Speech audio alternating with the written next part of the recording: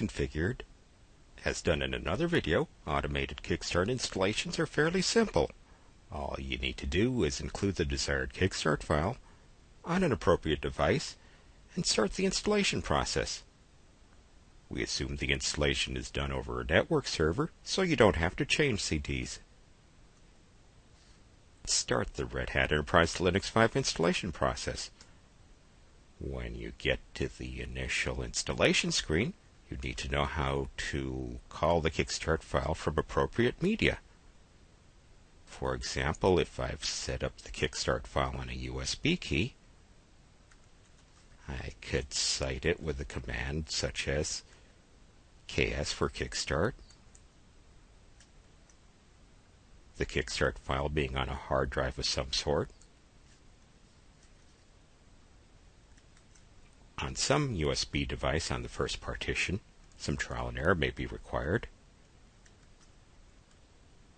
And since I've put the Kickstart file on the top level directory on that USB key, I would just cite that file name after a /. And I just cite the name of the Kickstart file, which I've arbitrarily named ks.cfg. Sometimes administrators will set up the Kickstart file on the same CD that they use to boot and start the installation program. It's available on the boot.iso file described in the RHCT course. If that's what's been done,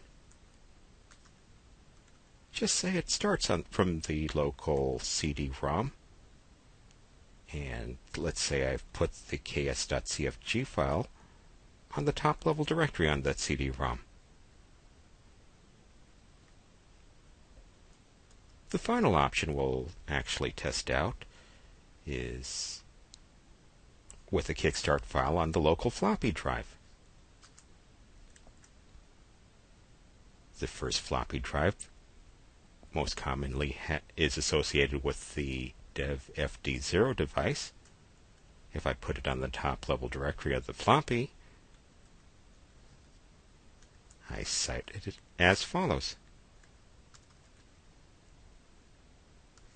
And the installation process starts normally.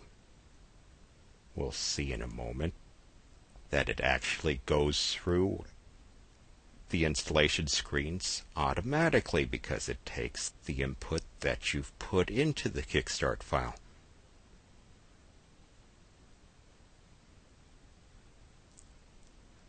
Right now, if you didn't have a Kickstart file, you'd be expecting to put in things like keyboard and language.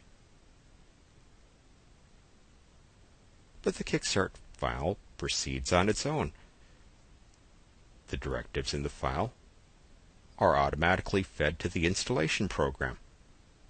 If there's an error in the Kickstart file,